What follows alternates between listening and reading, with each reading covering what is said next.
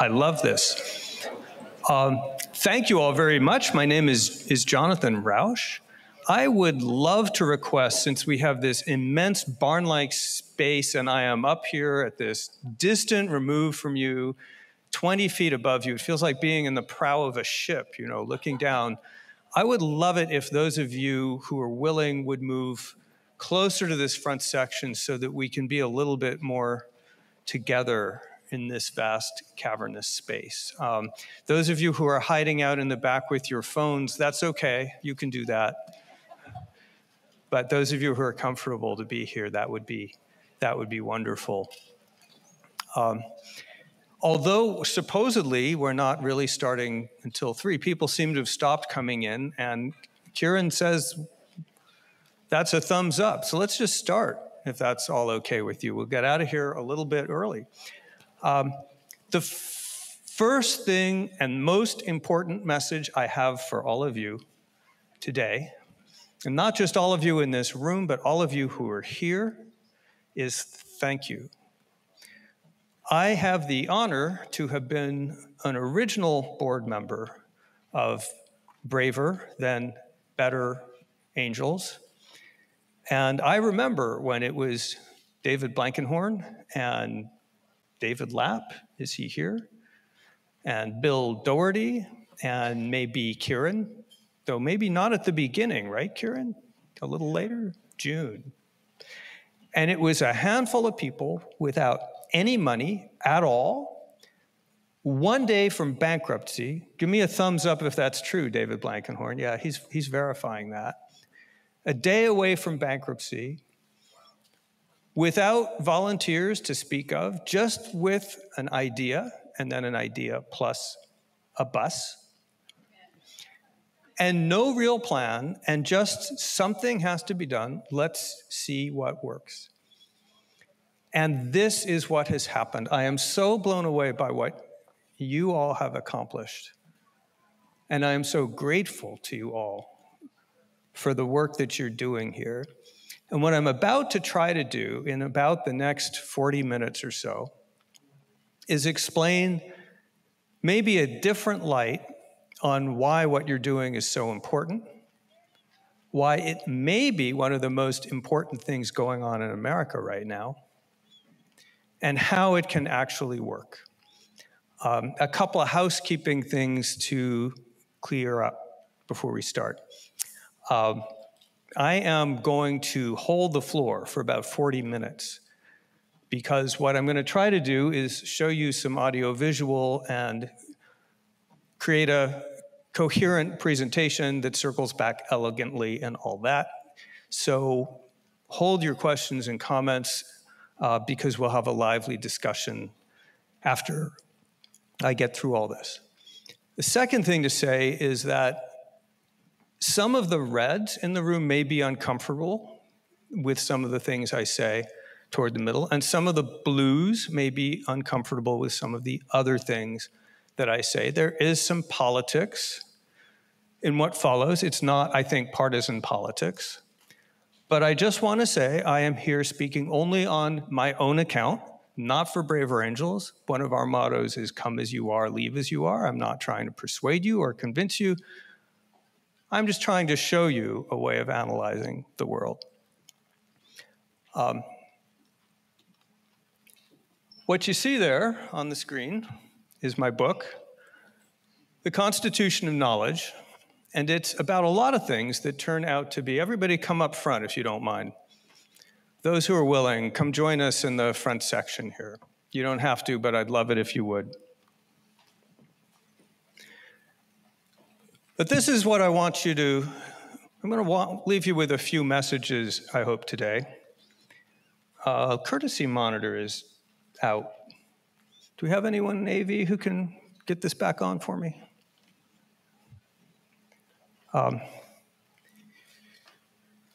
The main story I want to leave you with is that polarization and propaganda. I'm sorry? Yeah, I think we're on it. Let's pause just a second.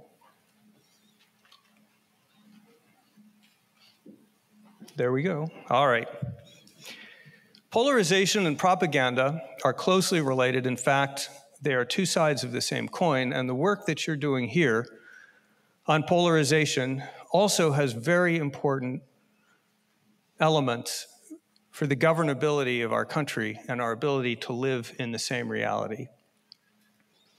And there's actionable intelligence coming out of what I'm about to say, and there it is. You all need to know this. You're being manipulated. We are being manipulated.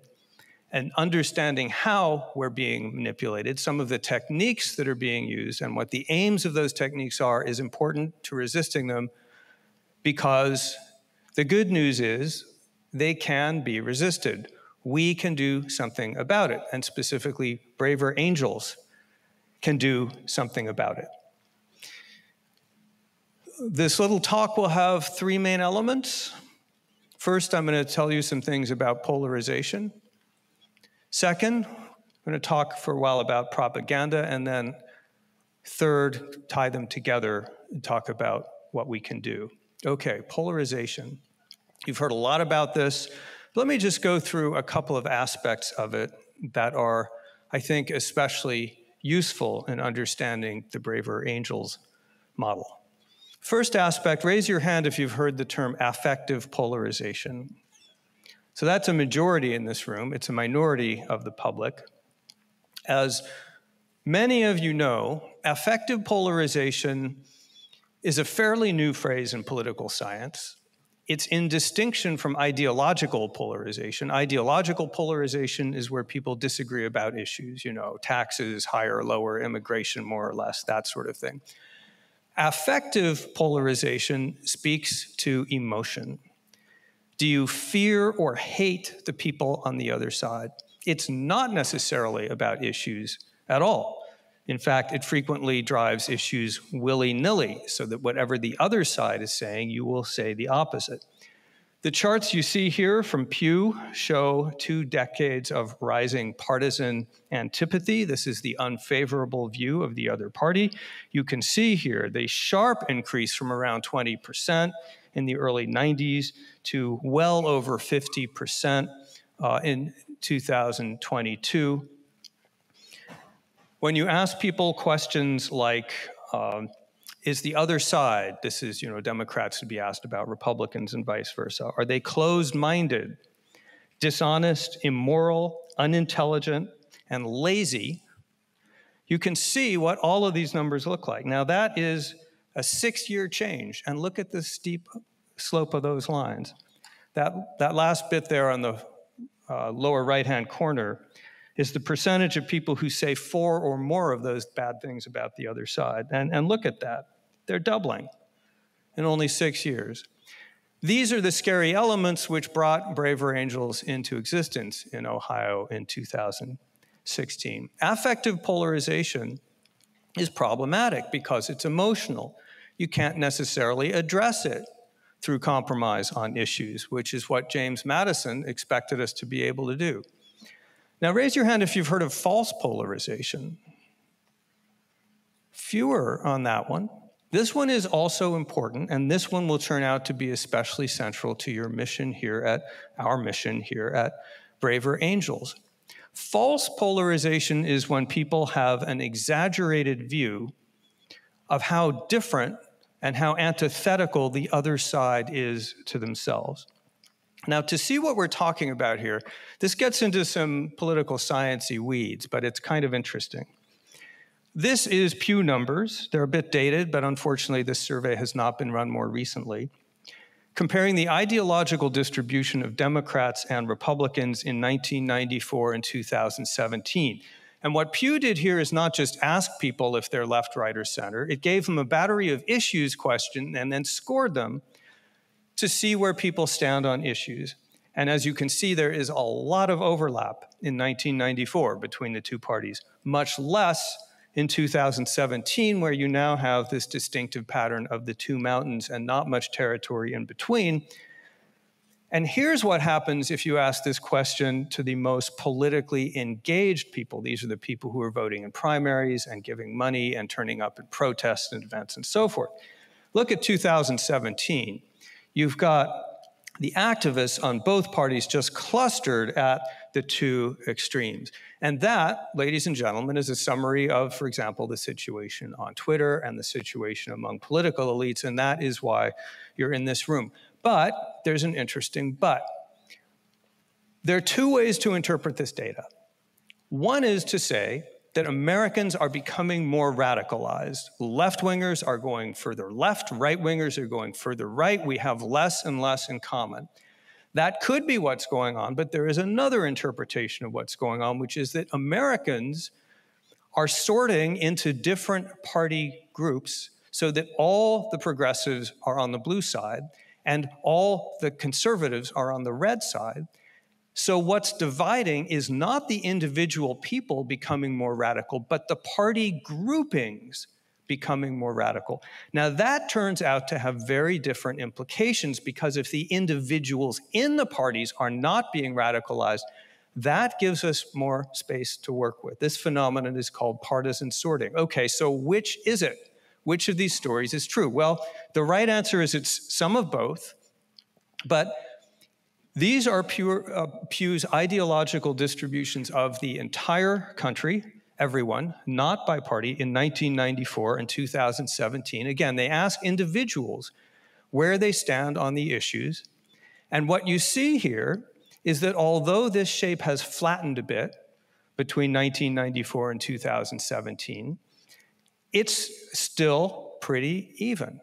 So it looks like more of the story has to do with the party groupings becoming radicalized than with the individuals in the party groupings becoming radicalized. It's like all the black socks are in one drawer, all the white socks are in the other drawer. What does that imply? Well, if all the people around you are reds or blues because you've sorted this way, you're probably going to have an exaggerated view of how divided our country is and how radical the other side is. And this turns out to be true. This is false polarization. This is from a study, excellent study, 2019, called More in Common. People on both sides estimate that 55%, a majority of people in the other party, have extreme views. The actual number, when you actually look at the questions as they're actually answered by extreme views, you give people a battery of views and say how many people on the other side agree with this. Then you go to the people on the other side and say, okay, what are your actual positions on these issues? And you see basically a 2-to-1 exaggeration in the perception of how extreme the other side is. Issues, how far apart we believe we are on immigration, how far apart we actually are, same pattern. Okay, there's plenty of difference there between the reds and blues on the right, but there's a lot more overlap than people believe. Here's gun control, exactly the same pattern. There's a report just out of another study that asked people, do you believe the other side is a danger to democracy? Comparing that with people's actual views of democracy and finding the same pattern again and again.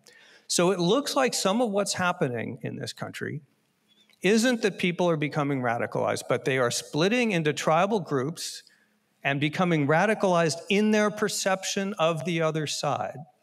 Well, you don't have to be Einstein to figure out where I'll be going with this. Here's another tidbit which I'll throw in, which is also, I think, encouraging in a sense, discouraging in another.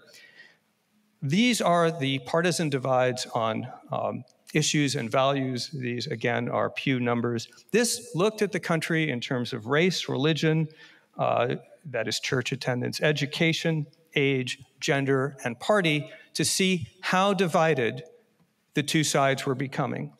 Most of those lines are flat.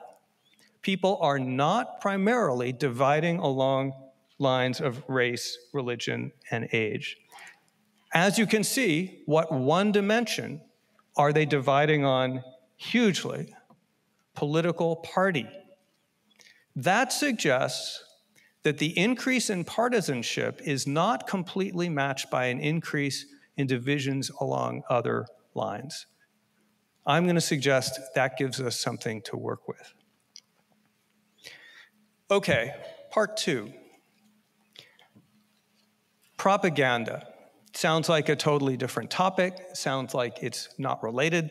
I want to try to persuade you that it's closely related, that if you work on one, you're working on both. And by the way, the other side is perfectly well aware of that. Does anyone recognize this image? This was in the news in 2000, I think 18 and 19 is when this circulated in the press. This is a rally in, I think it's in San Antonio, Texas. Across the street from each other, this is on the far side of the street, a pro-Islamic, an Islamic rights protest, and then on the near side of the street, you see the Confederate flags. This is an anti-Islamic protest. Would anyone like to guess who organized this protest? Right. This protest was organized there, the Internet Research Agency in St. Petersburg, Russia, which, by the way, was founded and led by who? Prigozhin. He's back in the news, apparently back in St. Petersburg. So that's interesting. It appears that the main thing that the Russians were trying to accomplish with their dabbling in our electoral politics in 2016 was not electing Donald Trump. It was dividing the American public. They would look for fault lines and then try to divide us. Well, why would they want to spend time and money doing that?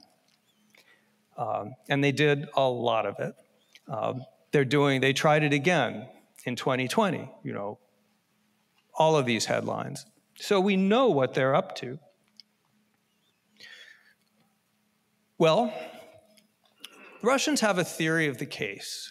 A lot of what's going on here travels under the label disinformation.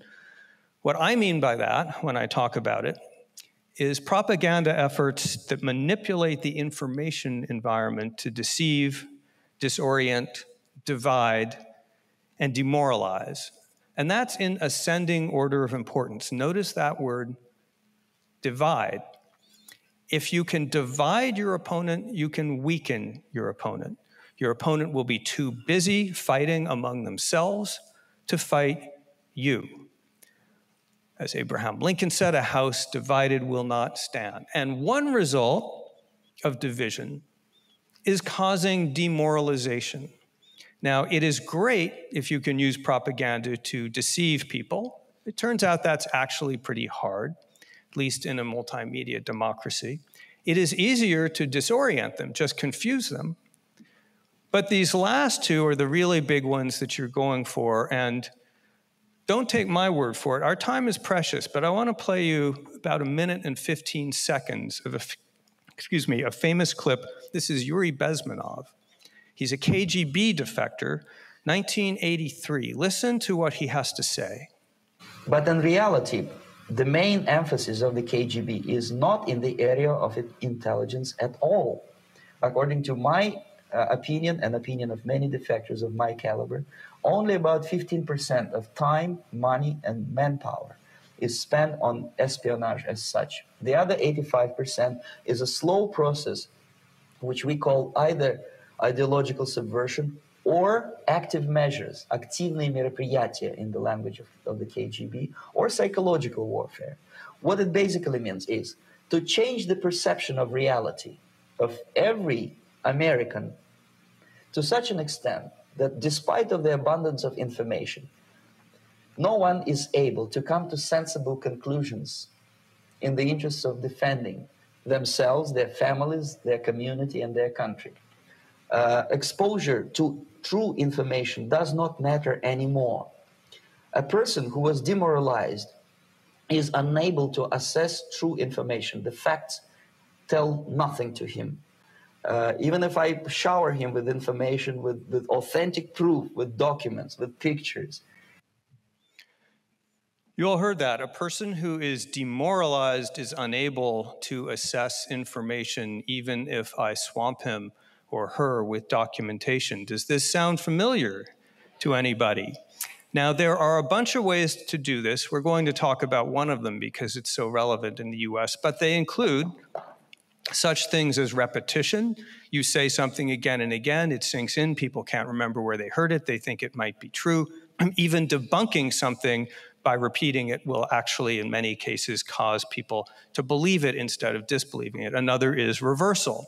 You take whatever you were charged with and you simply turn it around. So, no, Russia did not invade Ukraine. It is defending Ukraine from the Nazi invaders and NATO. Or, I'm not the puppet, you're the puppet. Another is attention hijacking, otherwise known as trolling. This is where you behave so outrageously that people can't ignore you and you begin to monopolize their brain space. As Hitler, one of the great propagandists, says in Mein Kampf, it doesn't matter if they mock us or insult us as long as they cannot stop thinking about us. And then there's another one. The Russians, this is often called fire hose of falsehood. It's something that has been perfected until recently by the Russians. I would argue that they've been caught up with. Fire hose of falsehood is you don't try to persuade people that false things are true. You try to confuse them with a blizzard of so many lies, exaggerations, half-truths, and conspiracy theories coming at them in such high quantities from so many channels at once that they just throw up their hands. I don't know what's true or what's false. I don't know who to trust. I don't trust anyone anymore. And they become demoralized about truth. And that opens the way for you to drive your political message and your political activism. The man you see here is named Sergei Skripal. That is his daughter. As some of you may recall, in 2018, Skripal was poisoned by a pair of Russian operatives who used a Soviet-era nerve gas called Novichok. The Russians were able to explain this, and in fact, they had a lot of explanations. Here are just a few of them. Britain poisoned them, Ukraine poisoned them, it was an accident, it was a suicide, and so on. And they just swamped the world with all of these explanations. As the Washington Post said, they fling up swarms of falsehood, concocted theories, and red herrings intended not so much to persuade people as to bewilder them. Okay, where else have we seen this? This is the portion of the speech where some of you may get a little bit antsy. I will say I am center-right myself. I have admired and supported many Republicans. What I'm about to say is simply my analysis of what is going on. This is Stephen Bannon. He was Trump's chief strategist in 2016, worked in the White House for a while. And his famous quotation here, the real opposition is the media, and the way we deal with them is to flood the zone with shit. Now, that is a vulgar way to state the case, but it is a technically very precise description of fire hose of falsehood disinformation tactics. If you flood the zone with so many lies, half-truths, exaggerations, and conspiracy theories, the media can't keep up debunking them. And if they do knock down one or two of them, well, you've got 4 or 5 more going at all channels at all the time. This is 2016 data. PolitiFact, they fact-checked both Hillary Clinton and Donald Trump. This is as of July 31st. The election day numbers looked essentially identical. According to what was checked, about 25% of what Hillary Clinton said during the campaign was entirely or mostly false. That is higher than we would like it to be, for sure, but perhaps not out of line with what we might expect from a politician in the heat of the campaign. The equivalent number for Donald Trump was 71%. Now, that is a number unlike anything America has ever seen before in presidential politics. It is a different order of magnitude. And it did not stop with the election.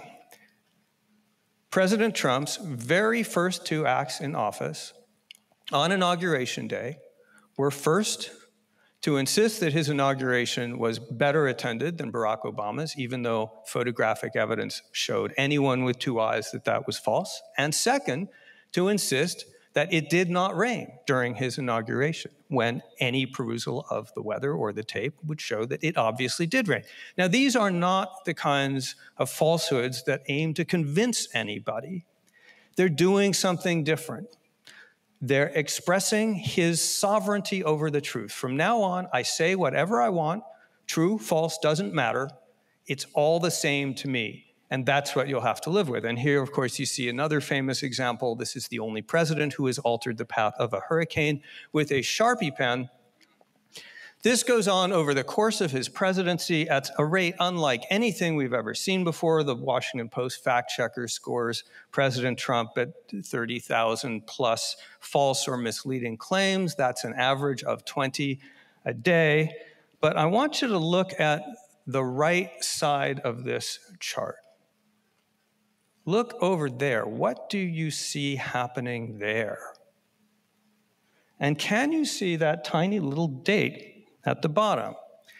That starts in the summer of 2020, and it persists until November of 2020. Does anyone remember what was going on then? Right, the election, or more specifically, the pre-election. So people like me are sitting there in Brookings in April and May of 2020, and the president begins to announce that mail-in balloting is riddled with flaws and needs to stop. And we're scratching our heads about this because there's a pandemic on and older people vote by mail. This doesn't seem to be in Republicans' interest. What we didn't understand was that the president was not targeting his message to Election Day. He was targeting his message for the day after Election Day because if he lost, which he knew was a distinct possibility, he was putting in place the messaging and the networks that he would trigger the day after the election to put in place the narrative that the election was stolen. And what we then saw, I would submit, is by far the most audacious and successful Russian-style fire hose of falsehood, mass disinformation campaign we have ever seen. Of course, he pushed it on his Twitter account. That's one day's Twitter archives. I picked it at random. Here's another randomly chosen. I just searched on election. He pushed it. They pushed it. The MAGA movement pushed it through all the news media. They used every political pulpit they had. They even used the courts of law to spread disinformation. 62 lawsuits, all but one thrown out. That one is a technicality which does not affect the election result. These are not lawsuits you're filing because you expect to win. These are lawsuits you're filing to spread a message. Remember what I said. Use every channel at once. There we go. My monitor did a funny thing. It showed me myself, which I don't need to see. And this goes on and on. Remember I said, you knock down one of these theories and 5 more pop up? So my home state of Arizona, the MAGA people, there are 4 independent election audits, 2 by the government, 2 by independent auditors. Republicans in the legislature say that's not enough. They go out and get their own company, Cyber Ninjas, to do a 5th audit. That 5th audit, which is highly sympathetic to the Republicans, finds that Biden won by an even larger margin than the official count. What does President Trump say? I'm sorry, I was wrong, I lost Arizona? No. He says, okay, Pima County, the neighboring county, that election was fraudulent. No evidence of that, but this is how it works. You knock down one of these lies, more just spring up to replace it. True, false, doesn't matter. It's not the point. Well, what can you do with this kind of thing? You can convince 75% of Republicans, it's still over 60%, that the election was stolen in 2020 when in fact it was not. This is about the most dangerous thing you can do in a democracy. And remember, you're trying to demoralize, not just deceive. You can convince a plurality of independents in this country that will never know who won the 2020 election. Remember, you're trying cynicism, confusion, disorientation. You get 2 realities. On the left, you see who Republicans blame for the events of January 6th. Biden and Democrats in Congress. Rest of the country, now this includes Republicans, so you know that the Democrats and independents look completely different. The rest of the country says that Trump is to blame. 2 very, very different realities. There's this phrase called epistemological crisis. You probably heard it. This is what Barack Obama had to say about it, and it's what he says here is true. If we don't have the capacity to distinguish what's true from what's false, then by definition, the marketplace of ideas doesn't work, and by definition, our democracy doesn't work. We are entering into an epistemological crisis. What does that mean? Well, you guys are familiar with this from your own work. An epistemic crisis is the breakdown of a society's system for deciding what's true for public purposes. We don't have to agree. In fact, the system only works if we disagree, because disagreement is the fruit of knowledge, is the source of knowledge, the raw material for knowledge. But we have to have a system for deciding what's right for public purposes. And when that breaks down, we see polarization, chilling, false consensus, forking realities, ungovernability, conflict, and yes, historically, war. A lot of the great wars have been fought over competing realities. There's a second tactic, which is also highly relevant to your work. It's used by very different people. It predominates on the left and not the right. It uses different methods, but the goal ultimately the same. It manipulates the social environment to deceive, disorient, divide, and demoralize. Often goes by the name of canceling or cancel culture, which I'll use here today. There is nothing new about using social pressure to effectively silence people, make them afraid to speak out. Alexis de Tocqueville came to this country in 1835 and said that what he called the tyranny of majority opinion was the single biggest threat to liberty in the United States.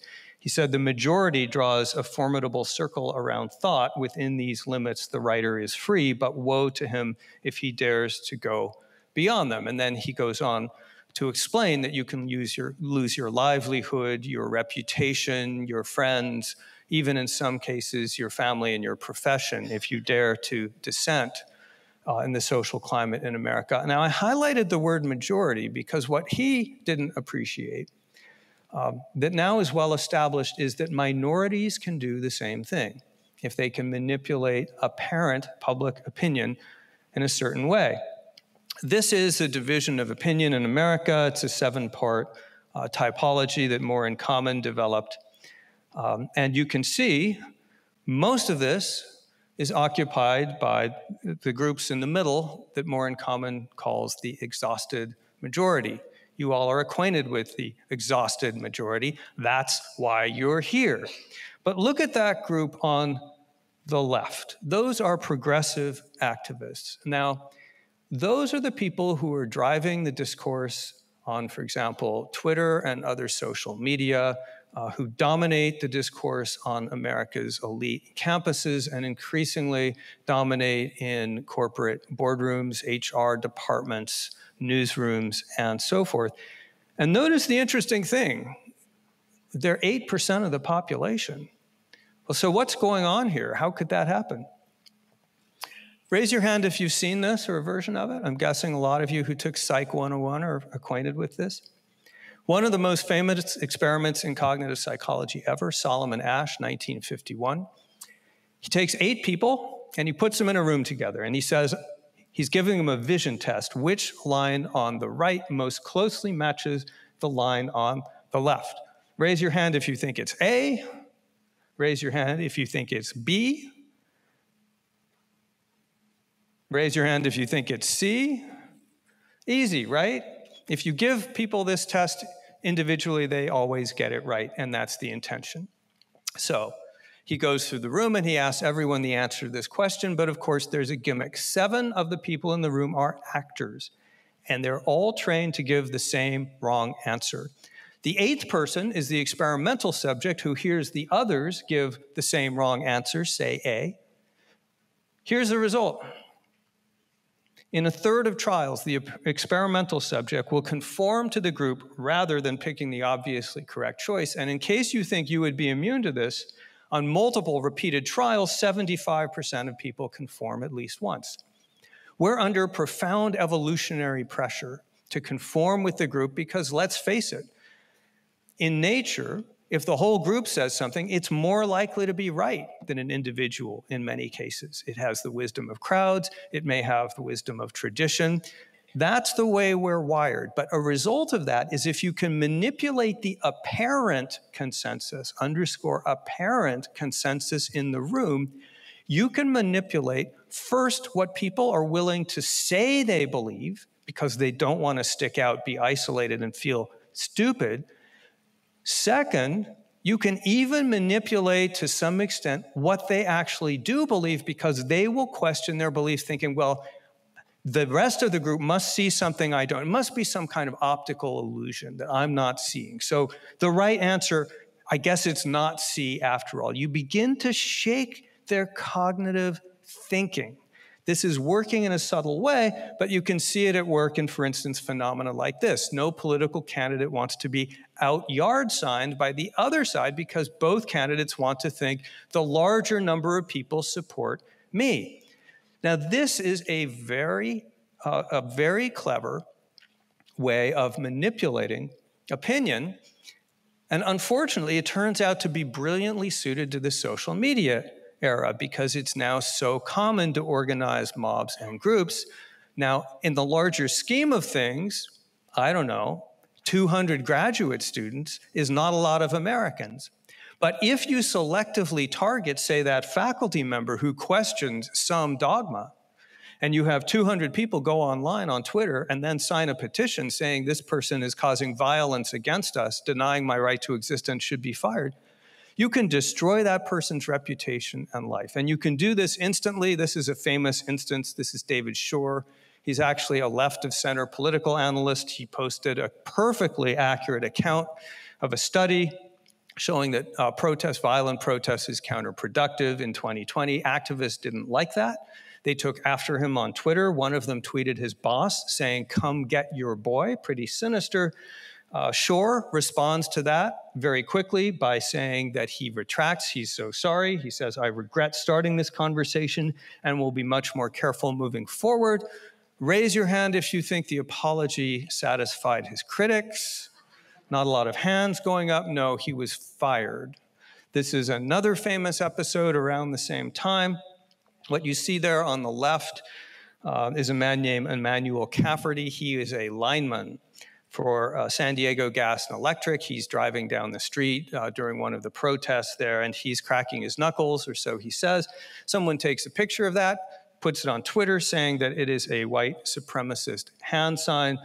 He is fired the next day, even though the accuser retracted the charge on realizing that it was false. So the consequences now can be so quick and so strong that people don't risk sticking their heads up. And the result of that is that small but very organized and outspoken groups of extremists can dominate the dialogue.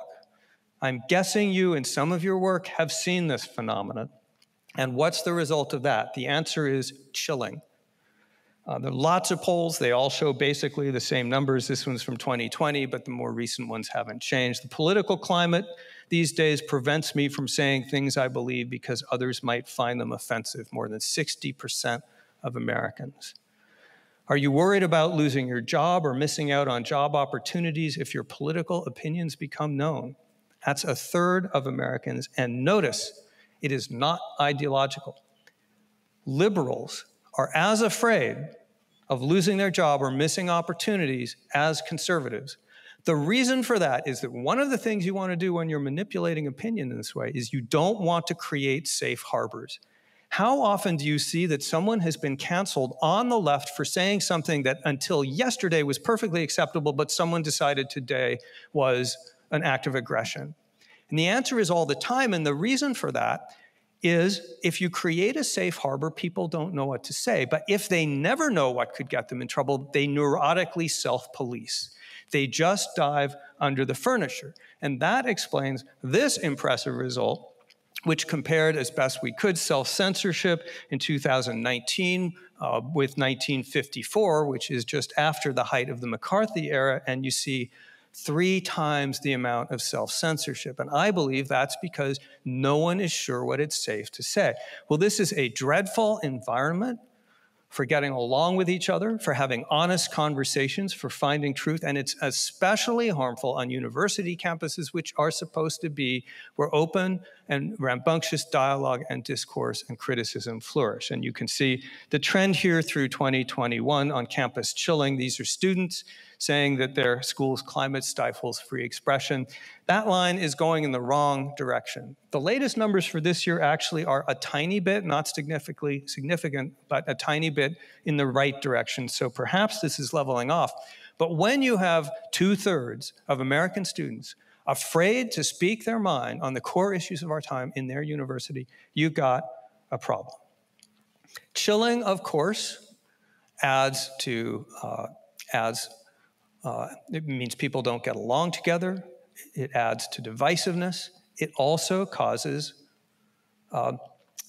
it causes polarization, of course, and ultimately, it causes demoralization. You don't know what's safe to say. You don't say anything. You give up. I've had professors tell me things like, it's so hard to know what I can say anymore that I don't even try. I've had students say, a recent graduate of Princeton told me, it's just not worth it to speak up in class. He said, his quote was, it's all downside. Okay, so how do these two pieces fit together, and how do we here in Gettysburg right now fit in? What can we do?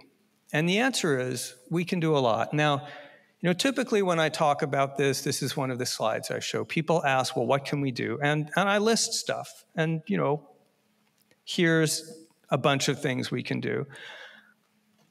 I don't need to go through those with this group, though it's always kind of interesting, because you guys are already doing what I think is the most important of these things, and it's the fifth on the list, which I always emphasize when I give talks about it, because no one thinks about it.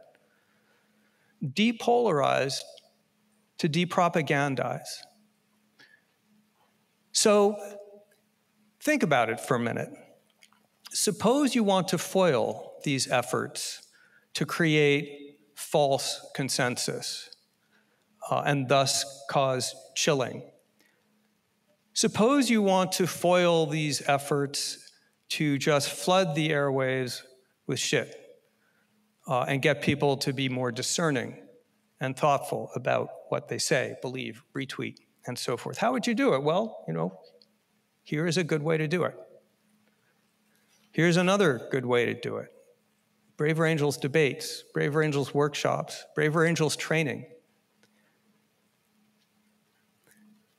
Here's where it all comes together. And here's why I think you guys are so important. I know of, I have an animal companion circling around. I can only think right now of one program in the United States that is directly targeting, through 4 different methods, the sources of propagandistic polarization. And it's hitting it in 4 directions at once, like those radiation therapies in cancer that come in from multiple directions.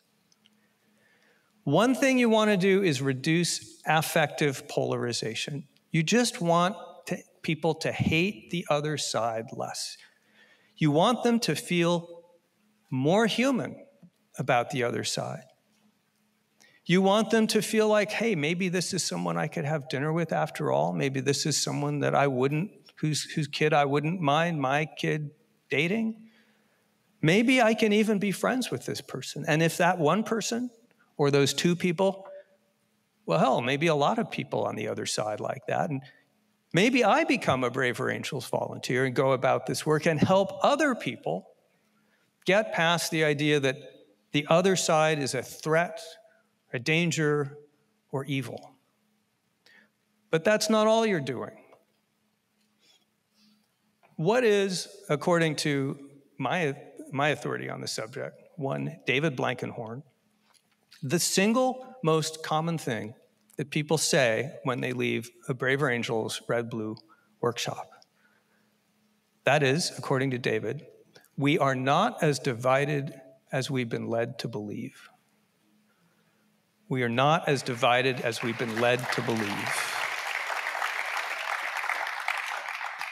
How many of you have had the experience of either saying that yourself as a result of a Braver Angels encounter, or have heard someone else say something like that? So that's a majority. That's probably 50 or 60% of the hands in this room. Every single time that happens, every time someone realizes we're not as divided as we've been led to believe, you increase the resistance to false polarization, which means you increase the resistance to propagandization, which means you make it harder for the Yuri Bezmenovs of the world to exploit your false sense of endangerment for their nefarious purposes. And this works on every single individual. It may be one at a time, but if you scale and your efforts scale, this also will scale. Number 3, we talked about chilling. We talked about false consensus. How do you spoof consensus in the room? Well, you make people afraid to speak their authentic truths. You make them afraid to represent their true selves. And then they huddle down and they go with the group because they feel that's safe. How do you undo that? Once again, the Braver Angels techniques work directly on this problem by creating spaces where people realize I can bring my true self to this workshop, this training, this debate. I have witnessed Braver Angels debates, especially among students, and those of you who have seen them or participated in them know this. There's this sense of engagement and often relief, even joy in the room as people realize, well, wait a minute. I can be myself in this room. I can bring my whole self and my beliefs, and it's going to be okay. And then they look around that room and they see others doing the same thing. And that is why the Braver Angels debate group now has more requests from universities and students around the country to stage Braver Angels debates and to train Braver Angels moderators than they can keep up with, despite increasing staff and raising a couple $1 million in funds. There is demand for this. You remember that chart that showed the exhausted majority. Those are your customers, and they are responding. The demand is there. And that brings me to what I think might be the most important channel through which the Braver Angels model works. You remember Yuri Bezmenov. Let's see if I can bring him up again here. Whoops, went past him. No, I don't have sound on this one, I blew it. You remember what he said? A person who was demoralized Okay. is unable to assess true information. The facts tell nothing to him. If the person is demoralized, the facts tell nothing to him. It clears the way for the kind of situation we find ourselves in. How do you combat demoralization? You build trust and you build hope. What is it that Prigozhin and his trolls in St. Petersburg are trying so hard to do? Set us against each other and demolish our trust in each other and in our institutions. What are they trying to do? Demoralize us so that we feel helpless. We feel there's these deep divisions in the country. There's social media coming at us on one side, cable news on another. Politicians are yelling at us. Heck, I can't talk to my uncle anymore at Thanksgiving. It's surrounding me. It's overwhelmingly. There's nothing I can do. That's the state of mind that they are trying to inculcate. That's demoralization, the loss of hope, the loss of trust, and the fatalism. How do you change that? You guys know the answer. Because people leave these rooms with the hope that they had, with the hope that they did not have when they entered, that we can get a handle on this problem. Maybe not in the whole country all at once, but in this room, and maybe from this room, this university, or this community, and then maybe a network of communities. Just empowering people to feel empowered is, I think, possibly the most important work you are doing. You are showing we are not helpless. They do not necessarily win. We will not be manipulated. That, to me, is the core of your work. And that, to me, is why I put so much emphasis on what you guys are doing, not just to improve civic comedy, which is great, not just to feel better about each other, also great, but I view what you're doing as part of our national defense, part of our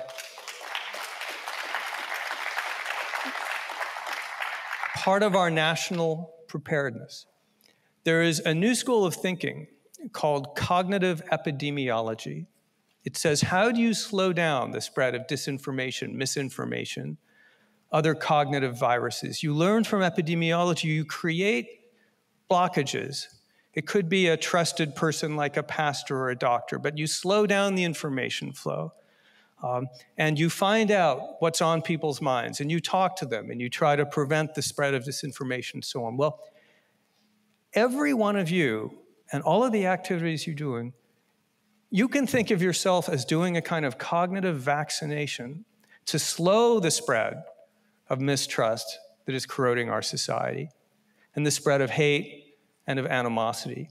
And by doing that, you are reducing our country's vulnerability to manipulation by its enemies, both foreign and domestic. And that is why you need to redouble and continue the work which I am so grateful you are doing. So let's talk.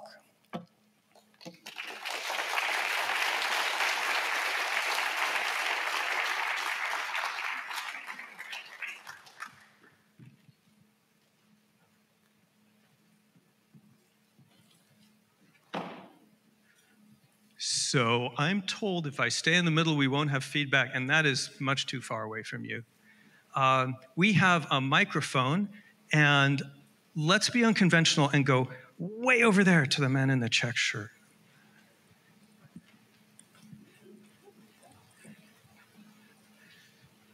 Do we have two check shirts? I hate when that happens. Thank you. Thank you so much. Thank you. Where are you from? Upstate New York, Ithaca. So my question is, and thought and comment for discussion is, but it's partly clarification too, is there are one sort of way, and I think it's a misinterpretation of what you're saying, and I'm not saying that you're intending this, but I just want to clarify because of that, is that somehow that the middle of the spectrum in America is a better place to be than at either of the, you know, where you, even the term extreme, if it's descriptive, it might be right, but if it's pejorative, there is a potential to call the extreme left or the extreme right pejoratively, but what I'm hearing you focus on more is about techniques of disinformation in this context rather than what the actual beliefs are. So I just want to clarify about, you know, whether the idea of Braver Angels is trying to move everybody more towards the middle or to open up, as some other things that you said, for a kind of discourse that enables people from all parts of that spectrum without privileging any of them to engage in civil dialogue. Yeah, well, this is one of those questions that are really comments because you just put it better than I could. Madison's vision for the country is not that everyone will agree with each other. And you can just ask Madison and Jefferson versus Washington and Hamilton, who almost came to blows in the 1790 and the 1800 election, which was possibly the most partisan and animus-ridden of all American elections. So they knew that. They understood perfectly well what a highly partisan, animus-laden environment was like. Their idea was not to bring everybody toward the center to some kind of agreement. I'm a moderate myself. I think moderation is greatly underrated. I think incrementalism is greatly underrated. But the key is what you just said, to open the channels and pathways for what Madison did insist on, which is negotiation and compromise. No one gets to run the country by themselves. We have to share the country. The whole Constitution is an elaborate mechanism that forces compromise. That's why power is spread around in all those branches and all those levels. It's so that no one party or faction or individual can take control of the entire process and just run it. You've got to negotiate with people you profoundly disagree with. And the crisis, as you all know, is not a crisis primarily of disagreement. You know, we have that. We've had bigger disagreements in the past. Think about race. The crisis now is that we seem to be losing both the structural ability through Congress, through the methods of compromise there, and the sociological ability through the way we view each other as humans to do that hard work of compromise and negotiation. People don't compromise because they want to. They compromise because they have to. And then once they start compromising, they begin realizing, hey, this actually works. In fact, compromises don't just split the baby, something else Madison understood that's so important. This is not about, I get half of what I want, you get a half of what you want, we're both dissatisfied. When log jams happen in compromise, people go out and search for new ideas that they didn't think of to begin with. There are lots of examples of this. The Constitution itself is an example of this. Compromise is a creative, dynamic force that brings in new parties and new ideas where people can say, oh, wait, there's a whole other approach we can try. That's at the heart of our system. And what I think Braver Angel's about, right, it's not driving people toward the center. It's reestablishing the pathways of compromise. Thank you so much for making that point. Let's go right next to you there. Hello, thank you so much. My name is Danielle Reif. I'm from Washington, D.C., and I have an initiative called Peace Builders to monitor rising hatred and political violence and to promote nonviolence and unity and diversity. So I have two questions. One is about hate speech. And of course, where to draw the line on hate speech is an issue that we've negotiated publicly for a long time in this country. And I'm wondering, as we see increasing risk of political violence in the information age, given current dynamics, if we need to be thinking in new and different ways about where to draw the line on hate speech. And then my other question is about media literacy approaches and whether you, apart from the Braver Angels initiative, which I think we all agree is quite impactful, whether you have any thoughts about effective approaches to media literacy online. Okay, two big questions. I'm going to try to be super concise because we're ending at 4:30. Is that right? I mean 4:15, right? Yeah.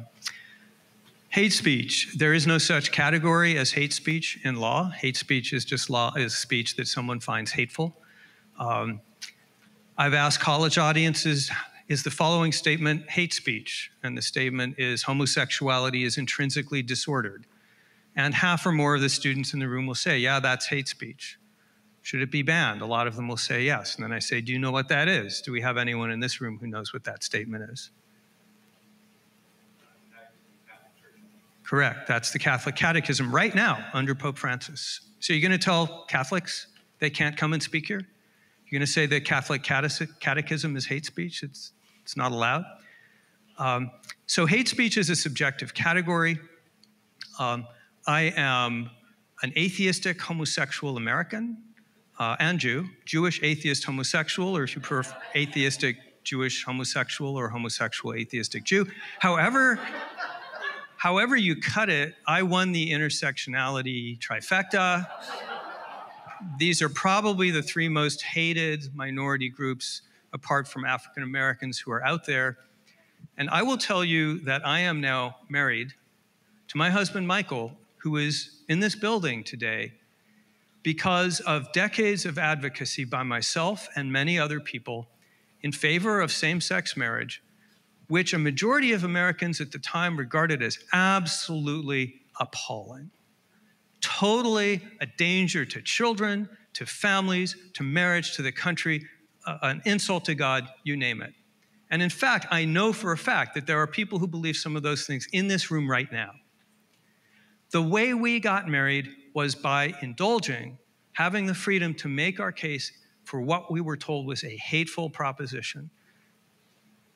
The best protection for minorities is free speech, because minorities are inherently the people who are pushing the moral envelope and saying the things that majorities aren't necessarily willing to hear. And once you allow majorities to decide what's hateful, well, guess what they're going to say? Well, we think it's what the minority says. We think that's what's hateful. Famous incident, but very typical. Nadine Strawson wrote a whole book full of these examples. Ontario, Canada passed a pornography law that outlawed pornography that was seen as exploitive, which is not obscene material, but it was seen as a kind of pornographic hate speech. The very first thing that the Canadian authorities did was raid Glad Day Bookshop, the gay and lesbian bookstore in Toronto. Very first thing they did. They didn't waste any time about it. So my view on hate speech is that the First Amendment gets it about right. And that says there are certain categories of speech which really are dangerous and harmful. We've identified them. There's a lot of litigation around them, so we pretty much know what the boundaries are, and they're about right. And speech that does not fall in those categories should be allowed, and that's better for minorities. My own view, others will differ. Media literacy. So I don't know that field terribly well. Do we have anyone here who's, I'm guessing, yeah, we have several hands, people who are directly involved in media literacy. Those are the folks to go to. My understanding is that it's promising, that the literature shows, especially in other countries that are trying this, the Balkans, Estonia, for example, have been doing a lot of this, that one way to inoculate people against these forms of manipulation is to explain it and to help them understand how to do critical thinking online. There's a lot of experimenting with that. And the folks, the experts in this room would be the people to ask. All right, how can I resist? All right, well, thanks for coming. Yeah, thank you. Yes, thank you. So I am Melissa Kornick. I'm in Pennsylvania, New York.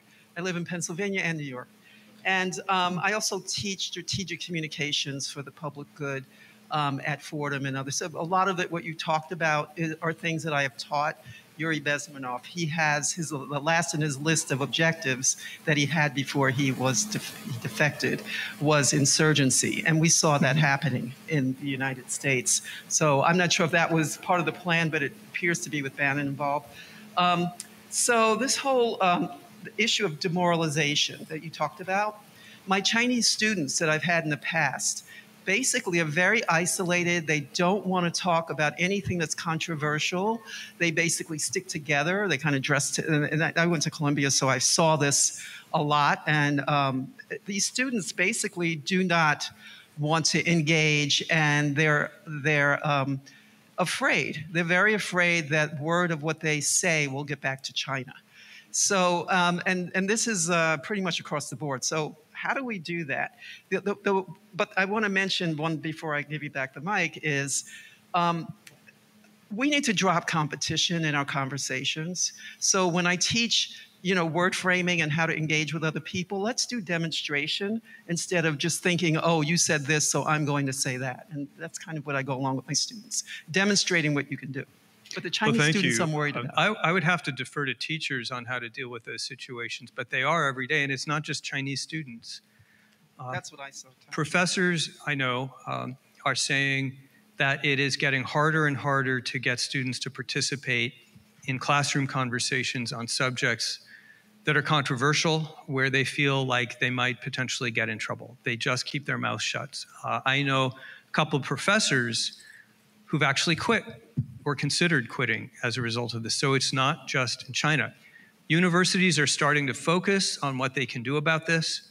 I think that Braver Angels is a big part of the solution, actually, because it creates an environment where students have the experience of speaking out in a way that's structured and safe. And there are others. There's freshman orientation in some schools is beginning to include ways to deal with people you disagree with without necessarily calling them out or reporting them for discipline. Some universities are starting to talk about actually teaching disagreement. But I think this is a big challenge going forward for our academic environments. We have to relearn how to have these hard conversations, but that's why what you're doing is so important, right? there's like a cluster, right? Oh, I haven't even looked on this side. I'm sorry, guys. You three will all remember what you want to ask, right? I have to go over here. It's only fair.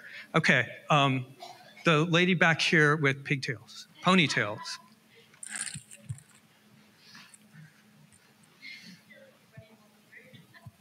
Yeah, I'm sorry. I'm giving you a workout. Hi, I'm Maggie Mace. I'm from Southern Virginia. I'm currently a college student, a part of Gen Z. Woo. I have a lot of friends who truly believe that this country is not only broken, but is unfixable. I have a lot of friends who know that there's disinformation and misinformation, but they don't know what to do about it. What do I do to inspire people around me to actually take a stand and You're believe? asking me? Yes, because I'm asking you. I feel like you have a lot of experience. This is your job. I feel like you have a lot of experience in propaganda. Look, I'm 63. I'm going to check out before the oceans come to a boil. Whatever the worst is that happens in an election, I can probably wait it out on Social Security and Medicare. I mean, dude, this is your department. My hope is that Bridge USA and Braver Angels, and there are other groups that are now getting active on campus. There are a lot of school-specific groups, the Princeton Alliance for Free Speech, for example. I am hoping that your generation can figure out how to talk to your generation in ways that recreate some trust and confidence in our ability to talk to each other. I know that when I stand in front of today's college students and give them an earnest lecture about John Stuart Mill, you know, it goes in one ear and out the other. And I finally figured out when students ask me the question you asked, which is very common, the most common form of it would be a freshman or sophomore who says, I tried to participate in a conversation, but I was told because I'm a straight white male, I have nothing to say. How can I respond to that? So it's that type of question.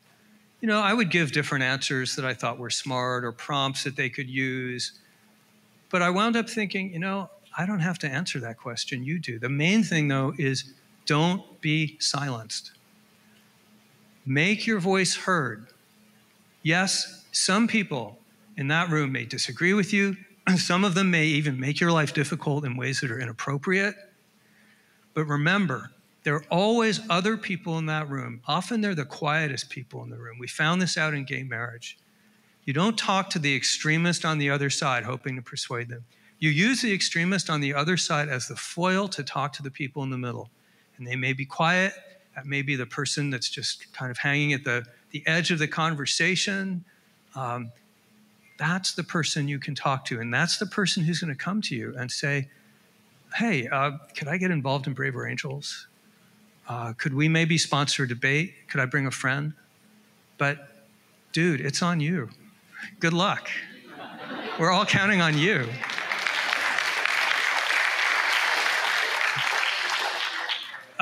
Let's do one more over here, and then how about, gosh, I hate making these choices. Sir. So we're talking about Braver Angels Way being, you know, the answer. I'm thinking, though, that maybe many people who come into Braver Angels activities, workshops, and trainings are already predisposed to being non-polarized. And I'm wondering, to get more people through the door, maybe it would be a good idea to break the idea of the false consensus that so many people have, and let people know some of the facts that most people are in the exhausted majority.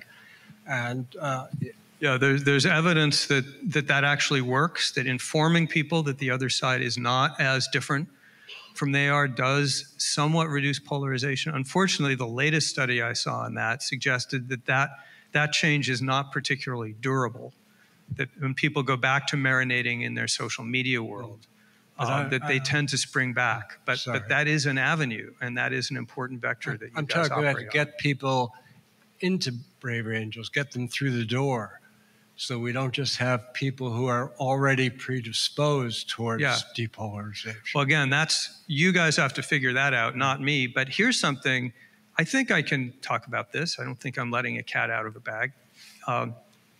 One good way to do that is to make Braver Angels debates available to every single university professor in an entire R1 research university with over 12,000 students and grad students. Wouldn't that be nice? Campus-wide availability of this program? Guess what? There's a university that is setting its sights on doing that. They have to raise some money to make it happen, but they're talking to April about it right now, and I'll be damned. I mean, think about what you could do if it became a routine part of the student experience in major institutions in America to debate these issues. And better yet, hopefully, in at least some cases, to debate the other side of the issue, to not take their own side. I mean, Braver Angels debates could become part of curricular exercises in classrooms 9 through 12 and university classrooms around the country. So it's one way to do it. Could we go to the person behind Francis? I'll come back here, I promise. I see you guys. You're seen. Thank you so much for taking my question. My name is Jennifer, and I'm from New Hampshire, and I wrote it down. So in the path back from demoralization, resentment is often a huge aspect. How do you recommend processing the resentment that might keep people stuck in their demoralization because of the injustice, the unresolved resentment they have about their either real or perceived injustice done unto them? Boy, not to give you a hard question or anything like that. Yeah, not a hard question. Well, you know, I'm tempted to use my default answer, which is, isn't that your job? Because you're the one who's going to be recruiting people to attend workshops, be setting up debates. My gut sense of this thing, though all of you in this room know better than I do, but my gut sense of this thing is that the targets for Braver Angels is the exhausted middle. That the people who are really marinating in the resentment, they're not going to be easy to get, and they're not the low-hanging fruit, but they're also not the majority in this country. And that the playing field where Braver Angels can really make a difference is the people who feel tired by all of the adversity, the adversarialism. And I think they're reachable. And I really don't think in a lot of those cases that you have to get to the root causes of the resentment. I think you can just say to people, hey, wouldn't it be nice to try something different this weekend, right? Maybe? Is that too optimistic? Francis Collins is emphatically shaking his head no, that it's not too optimistic. Not too optimistic. We have it here from the former head of the National Institutes of Health. So it must be true. Okay, sir. My name is Phil Gerson, and I appreciated the view that you gave us. Now, there's one statement is that we've lost the authority of truth. So now, your recommendations, the war is on, and we better start doing the things that you suggest. But is there any way, any pathway for conceptually restoring the authority of truth? Conceptually restoring the authority of truth. Well, my effort is the book that I wrote that's up there. I seem to have managed to get to 4 p.m. without telling you the Constitution of Knowledge is available at fine bookstores everywhere. Makes an excellent stocking stuffer. I'll tell you what I'm trying to do about this, because it's a big problem. And Francis Collins spoke eloquently and humbly and movingly about it last night, and understanding how much authority has been lost, partly due to the mistakes of people in high places, but also, let's not forget, to a very large extent because of the deliberate targeting of our institutions of authority and expertise by nefarious actors who want to deceive and divide us. That's who they go after. They don't want you to believe scientists. They want you to believe them.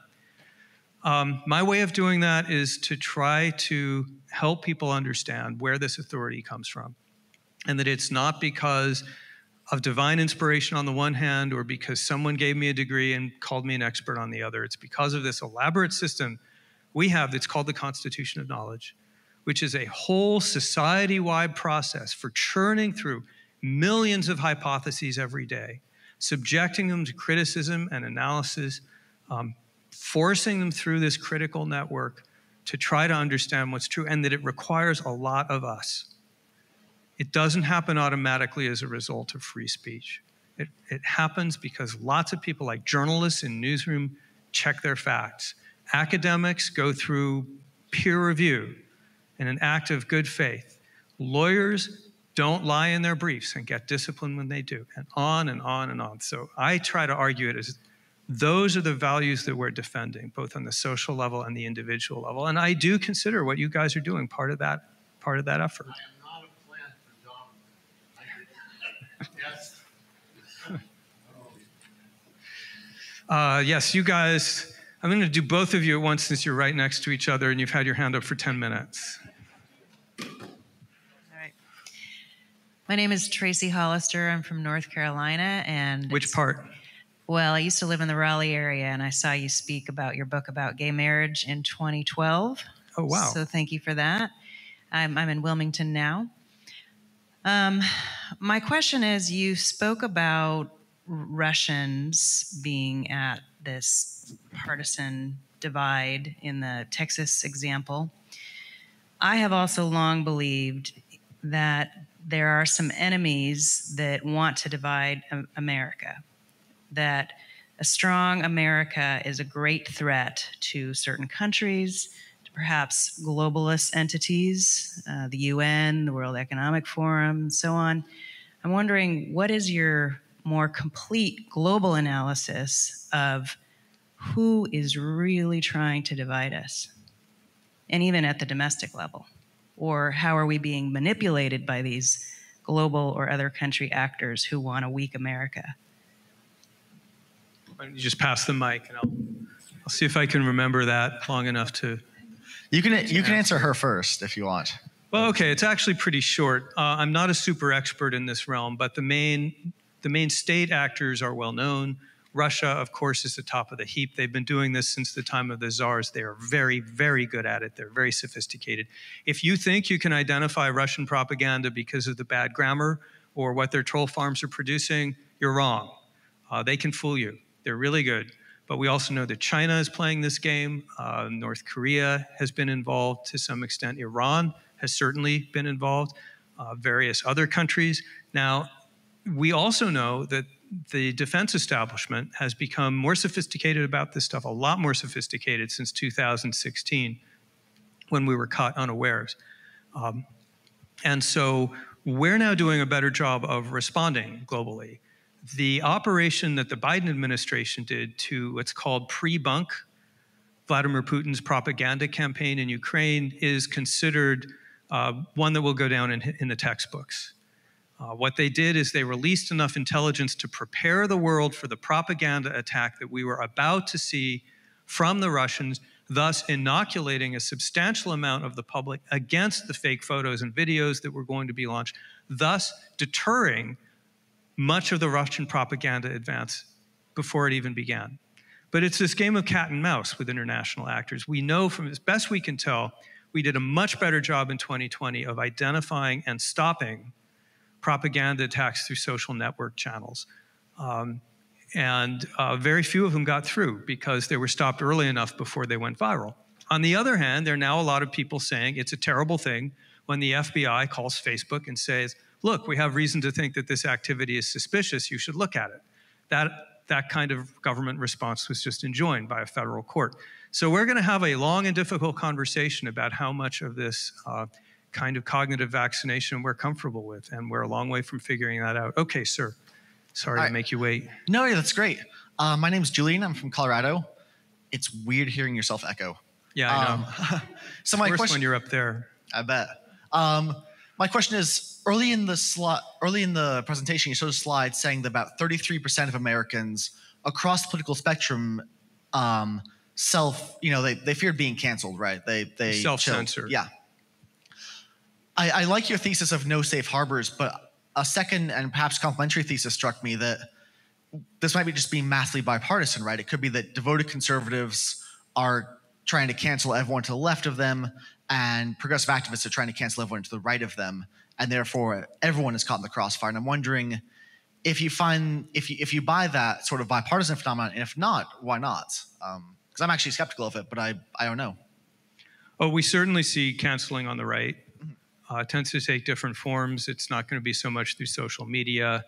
But yeah, we see that, terrible things can happen to you. In fact, threats of outright violence if you get on the wrong side of the election deniers. I have a personal friend, Stephen Richer, the Maricopa County recorder, went into hiding at certain points under police protection as a way to try to silence him. So yes, these tactics can be used by both sides. Predominantly, though, canceling is used as a cultural weapon on the left because they have so many of these cultural tools at their disposal.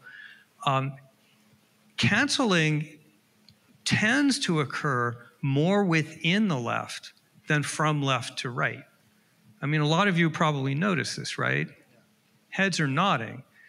If you're a left-wing social activist of a certain intolerant type, you're not necessarily that worried about what Fox News watchers think, because you know you won't get them anyway. They're not the people that you want to intimidate. You do want to intimidate someone who's a little bit to the right of you, but still on the left. You want that person out of the way, because that person is a direct competitor for your constituency, for the voices you want to sway.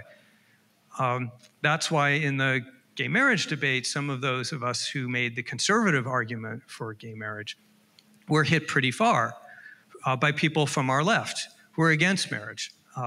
So it's actually the interest side disputes which tend to be more often implicated. But yeah, so it's important to emphasize, right at the moment you're seeing Russian-style mass propaganda primarily from the right and canceling primarily from the left. Tomorrow, it could just as easily switch. There is nothing partisan or ideological. These are just techniques. They have been used by the communists. They have been used by the Nazis. They will be used by many, many factions to come. And the reason that I put so much emphasis on learning to identify and prepare for these attacks is that we will see them in the future again and again in all kinds of ways from all kinds of sources. Who have I been unfair to? Who are we pointing to? Oh, okay. All right.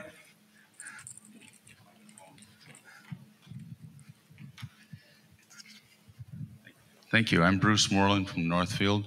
As you can see, I'm a Republican, but I believe in working on climate change, so I'm a rhino. So I'm used to being canceled by my own people.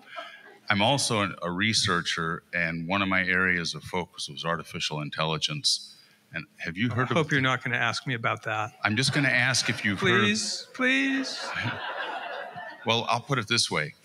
AI is going to make the info wars the equivalent of World War I with machine guns. If you don't, you're going to have to either adopt them and put up with the fact that they're ugly, or you're going to be wiped out on the battlefield. And how do I get the center to pay attention? Because right now I think the people that are paying attention to using that AI tool to really weaponize information. I mean, if you want to flood a field with, as Steve Bannon said, it takes a computer and they can do it now. It's not just computers have been able to do volume business impersonating humans on social media for a long time. There's some estimates that half the accounts on Twitter are bots. What AI will allow them to do is customize disinformation to individual targets. So no two of you see the same thing. They'll be able to look at what you do online, who you talk to, who's in your friend network, and create a human-sounding message specifically for you. And then if it doesn't work, they'll try something else until they find something you click on. And they'll be able to do this very rapidly and very efficiently, knowing more about us than we know about ourselves. So I work at the Brookings Institution, and all I can tell you, this may give you hope or may give you fear, I'm not sure. All I can tell you is that in my circles in Washington, I don't know about this, but people who do know about it are very focused on it. They're worried about it. They're already talking about it in the context of the 2024 election. They're gearing up task forces and working groups and conversations. This is going to be a big deal topic, and I hope that you will be part of that. But rest assured, it is for sure not being ignored. Since you're there.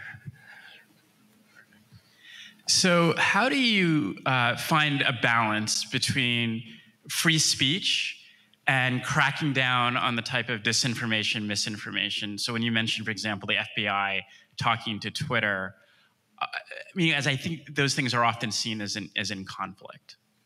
Yeah, of course. Yeah, I don't envy the position of the big social media companies.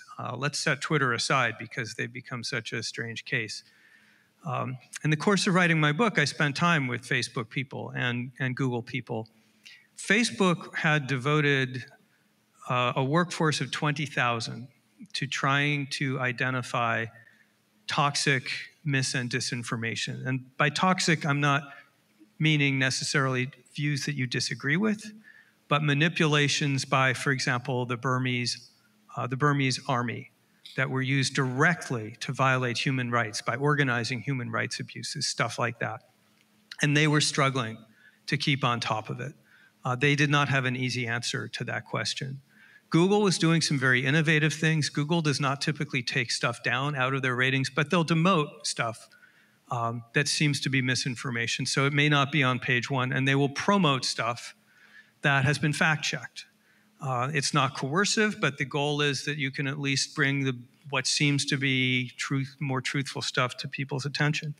There's lots of other efforts that are doing this in all kinds of creative ways. One of the things I think Twitter should have looked at back in the days when it cared was slowing down the posting function, because people were posting in the heat of the moment, and that's a very bad way to engage with people. So make them wait 15 minutes before the post goes live. There's all kinds of work going on within social media companies to try to understand how to strike a better balance.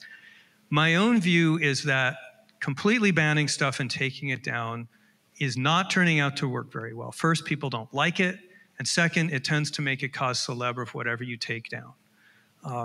And so if this works, it's going to be by designing better systems and programs and products that help the user to better discriminate. The good news is there are lots of ways to do that potentially. The bad news is we don't yet know which ones work. But I would be lying if I said I could answer you with a clear and specific answer, because it's going to be different for different platforms and different audiences and different technologies. Sorry, wish I could do better. This Zillennial over here, she'll have the answers. It's all on her. Where should we go next? Should we go to the back? Do you want to go way down the aisle there?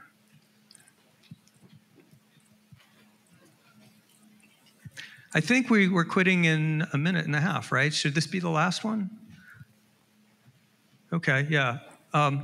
Let's make this the last, but I'll hang around for anyone who wants to continue the conversation. Hi, I'm Stephanie. I'm from Ohio. And I find this topic really interesting. So as far as like outside of your book, where else, like, are there other resources and books that I could be reading about kind of like learning about this, this topic? Polarization, propaganda, both. There's so many books that I would not be totally sure where to begin. There are a couple of good short books by a man named Lee McIntyre, who is a philosopher but also writes on disinformation. He's written a couple of very good short primers on disinformation and misinformation. And if you ask me afterwards, there is one of the good things that's happened is the field that we're talking about, both of the fields, polarization and propaganda, were nothing burgers in the world of academia 10 years ago. A few specialists, studied them and no one paid much attention. They are very mainstream now. So there is no shortage of stuff for you to dive into. And if you catch me separately or send me an email, I can send you some good citations. But there is a lot of good research being done, and more by the minute. And by the way, some of that research is research on the work that you were doing. That will be influential too. You guys are proof testing methods of on the ground combating these problems. And the work you are doing will help the rest of us, the rest of the country, understand better how to fight back. Thank you all so much for your time.